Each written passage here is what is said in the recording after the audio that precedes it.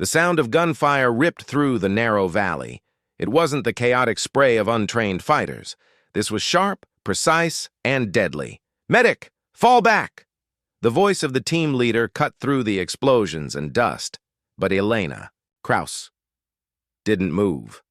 She was on her knees, the weight of her heavy medical pack digging into her shoulders, crouched beside a wounded Navy SEAL. His blood soaked through his uniform as she pressed a dressing to the wound. A single bullet cracked past her ear, embedding itself in the wall behind her. Stone dust sprayed across her cheek. She didn't flinch, but her eyes changed. She dropped the medical bag to the ground.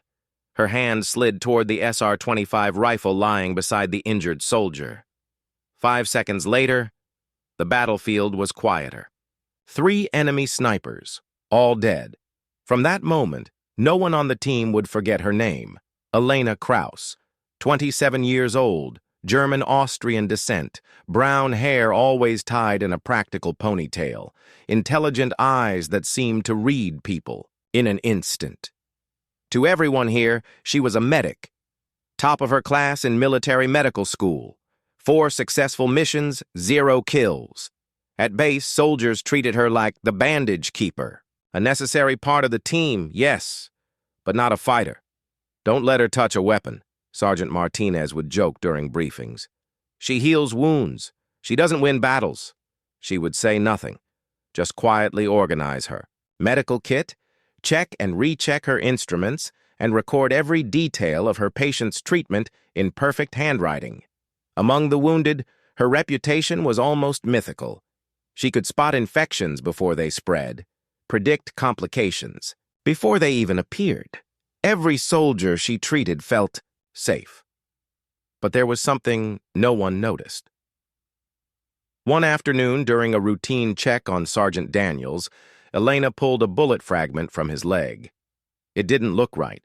The metal was clean, polished, too advanced for the weapons they usually faced in this region. "This isn't standard enemy ammo," she told him quietly. "There's a professional sniper operating in this sector. This isn't random. Someone's hunting us."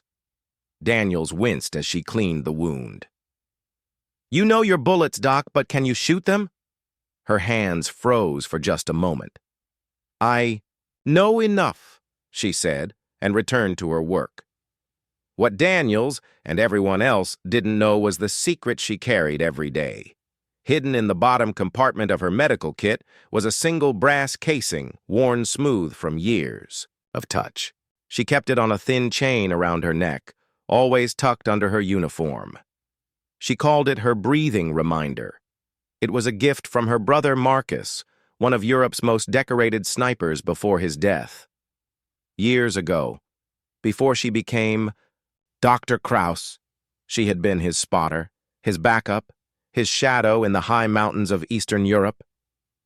They had grown up in a small, rugged village where hunting was survival. Reading wind patterns was as natural as breathing. Marcus had taught her how to find calm in chaos, how to control her breathing, how to slow time when everyone else sped up.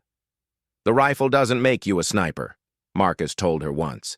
"The ability to slow time when everyone else is panicking. That is what makes you deadly." But that life ended the day Marcus died. It was during a hostage rescue mission. Elena watched through her scope as her brother shielded civilians from enemy fire. She was too far to help. She could only watch the bullets find him, see him collapse, and feel his hand grow cold in hers. Blood soaked into the cold mountain soil. In that moment, she made a promise to herself. Never again would she take a life. She destroyed her shooting records, hid her medals, and enrolled in medical school. The hunter went into hibernation, and for 3 years, she convinced herself that Elena Krauss, the sniper, no longer existed. But skills like hers don't disappear. They sleep, waiting for the moment survival demands they wake again. And in Iron Valley, that moment was coming. The morning of the mission was still and cold.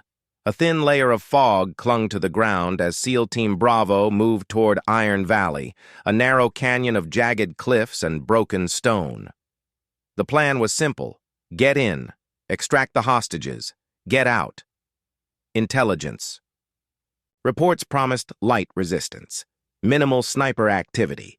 It should have been straightforward, but intelligence was wrong. The team spread out along the crumbling road, boots crunching over gravel. Elena stayed 50 meters behind the main assault group, close enough to reach them quickly, far enough to avoid the first wave of fire. Her role was clear. Stay back. Treat the wounded. Evacuate if necessary. Then, the first shot came. It was like the air itself cracked open. Sergeant Williams jerked backward, a red bloom spreading across his shoulder. "Man down!" someone shouted. Before the echo faded, Elena was already running, instincts taking over, medical training pulling her forward even as bullets began to scream past. "Medic down! Fall back!" Team leader Kruger's voice thundered over the comms, but she didn't fall back. She slid across broken concrete, landing hard beside Williams, her hands already moving. Gauze, pressure, sealing the wound. Another shot hissed past, close enough for her to feel the rush of displaced air. Against her cheek, these weren't random shots. She could hear it in the rhythm. Her mind, trained both as a medic and a sniper's spotter, began calculating without her even realizing. Subsonic rounds, suppressed rifle, distance, about 800 meters, elevation, high ground, northeast ridge. "Kruger," she called out. "Sniper on the northeast ridge, 800 meters, no visual yet." "Focus on Williams," he barked back, but Elena was seeing something the others didn't. The bullets weren't just aimed to kill, they were guiding the team's movement, a kill zone, a trap. In 30 seconds, the entire squad would be exposed. Williams gripped her arm, his face pale. "Doc, you need to get out of here." Another shot shattered concrete right beside her. This time she caught it, the faint glint of sunlight reflecting off a scope. Ridgeline. Behind, twisted metal. What looked like the remains of an old radio tower, and not just one sniper. 3, working in perfect coordination. Williams's SR-25 rifle lay next to him, heavy and familiar in its cold steel and black carbon fiber. Elena's hand reached toward it, then stopped. I swore I'd never... A shout. Another bullet. Daniel went down, spinning as the round tore through his side. Time slowed. The chaos around her dulled, like the sound was fading underwater. 2 voices fought in her head. The medic. "Get to Daniels. He needs you alive." The sniper's student. "If you don't stop them now, no one walks out alive." Her hand closed around the SR-25. It felt like coming home. Her body remembered without thought. Left hand forward on the grip. Right hand snug on the stock, cheek pressed to cold steel. Through the scope, the chaos faded even more. Only the crosshairs remained. Her breathing slowed. Her heart rate dropped. Breathe in. Pause. Breathe out. Pause. In the stillness. Make the shot. First target. Movement behind the radio tower. Range 847 meters. Wind minimal left to right. Elevation 12 degrees. She squeezed the trigger. The rifle kicked into her shoulder. A sharp, clean recoil she hadn't felt in years. 800 meters away, the first sniper pitched backward. She didn't wait to see him fall. Second target. The spotter. She knew exactly where he'd be. Triangular formation. Interlocking fields of fire. Her brother had taught her this. Second shot. The spotter slumped over, binoculars slipping from his hands. Third sniper. Already. Moving. Trying to relocate. She tracked him, leading by 3 meters. Third shot. Silence. "Jesus Christ!" Kruger's voice crackled over the comms. 3 targets. 3 shots. Under 15 seconds. Elena set the rifle down slowly. Her hands were trembling now. Not from fear, but from the sudden release of adrenaline. Williams stared at her like he didn't recognize her. "Where the hell did you learn to shoot like that?" Daniel, still bleeding but alive, called out, "Doc!" Remind me never to play cards against you. She picked up her medical bag and moved toward him. My brother taught me, she said simply. Some problems can't be solved with medicine. The battlefield was quieter now, but only for the moment. Dust swirled in the air, settling slowly over broken stone and twisted metal. Elena worked quickly on Daniel's wound, her hands moving with calm precision. Kruger stepped closer, his face unreadable. That third shot, he said slowly. You bounced it off a steel beam to hit a target behind cover. He paused. That's not something you learn in basic training. Elena didn't look up. I grew up in the mountains, she said flatly. Sometimes the only way to feed your family is to take shots that shouldn't be possible. But inside, her hand reached instinctively toward the brass casing beneath. Her uniform. Her brother's gift. His final message. Aim when your heart beats slowest. That wisdom had just saved them all. Once the wounded were stabilized, Kruger pulled her aside. I need to know who you really are. Those weren't lucky shots. That was professional-level marksmanship. For a moment, Elena said nothing. Then she sat on a chunk of fallen concrete, shoulders heavy, eyes far away. Before I was a medic, she began, I was part of European Special Operations. My brother Marcus and we were a sniper team.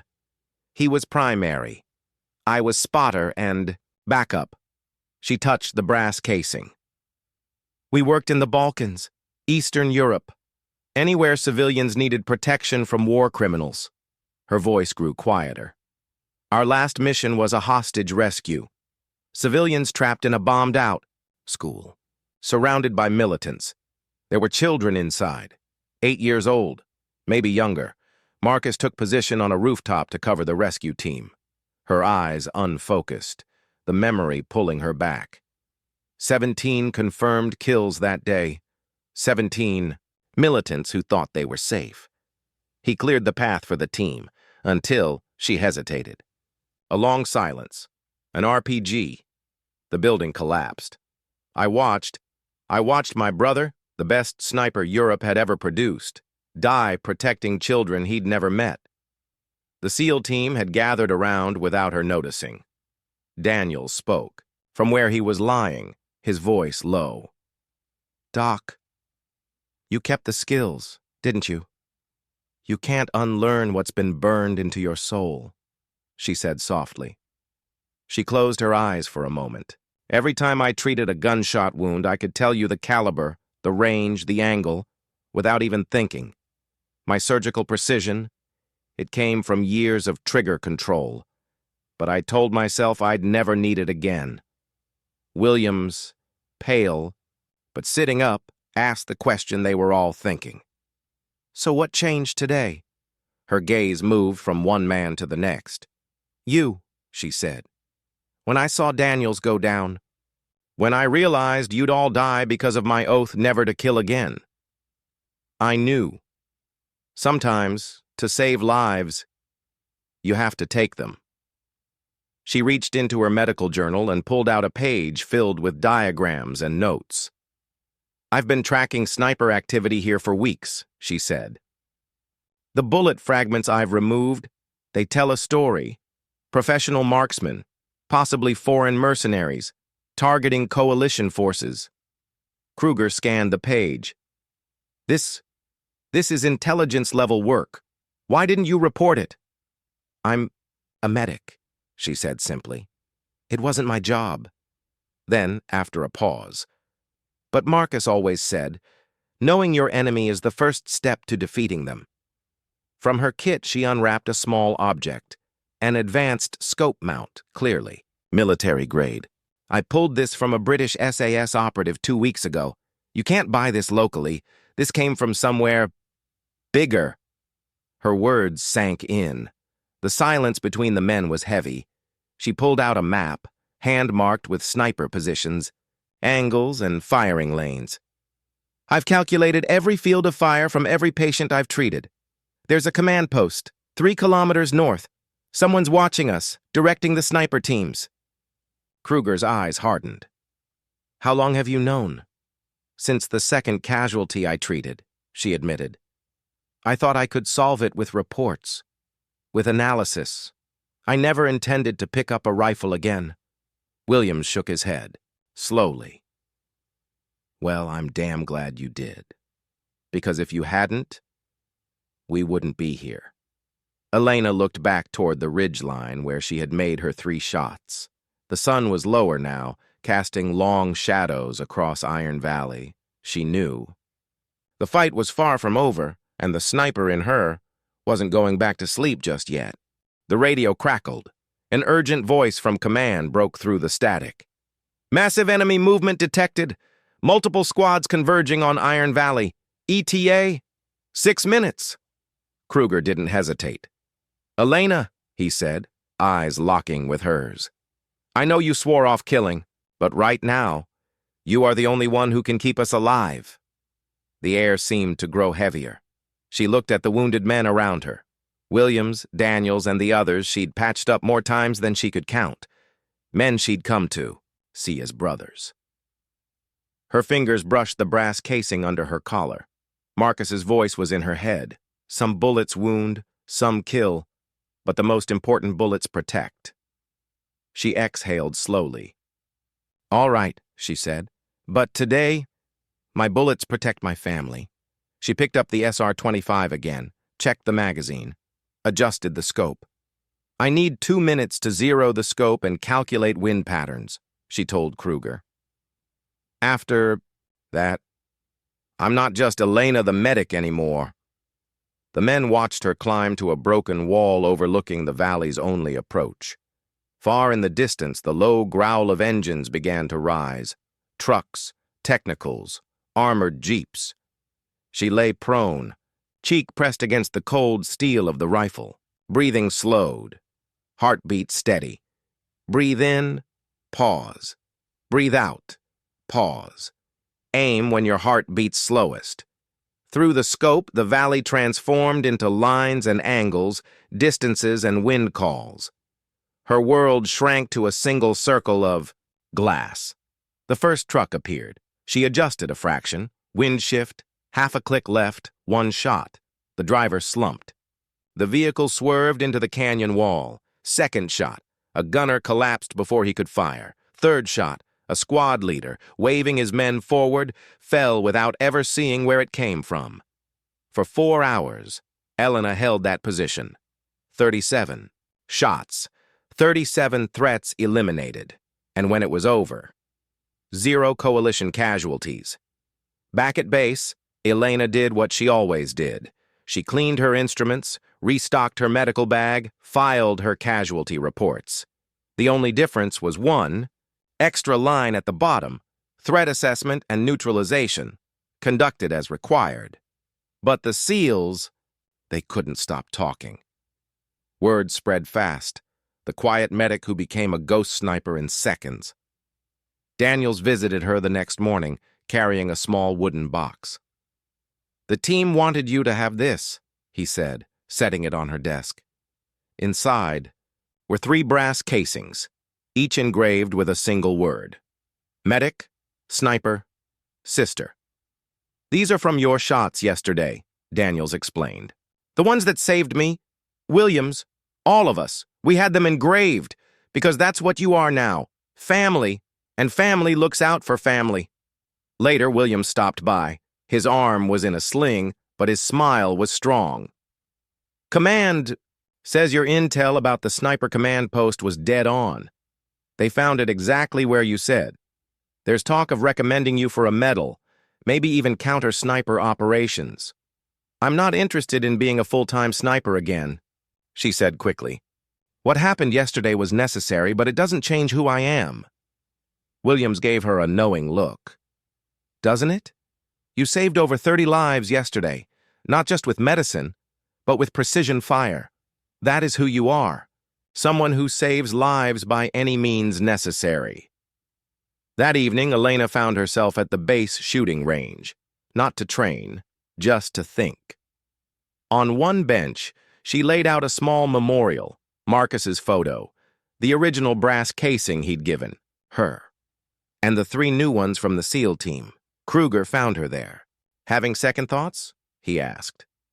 No, she replied. I'm having first thoughts. For the first time in 3 years, I see clearly who I am. She looked at the memorial.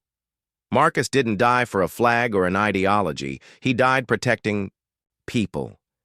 Yesterday, I remembered that's what I signed up for, too. The method doesn't matter. The result does. She took the casing marked Sister and added it to Marcus's on her chain. 2 pieces of metal, the healer and the hunter, side by side. Now, she said, standing and shouldering her medical bag, I go back to being a medic. But if the soldiers under my care are threatened, I'll be whatever they need me to be. On the shooting range wall, someone had written in black marker, sometimes the one who saves lives is also the one who removes the threat. Elena never planned to pick up a rifle again. But Iron Valley proved something she'd tried to deny. Sometimes, healing requires precision and firepower. And sometimes, the person you used to be is exactly the person the world needs you to become again.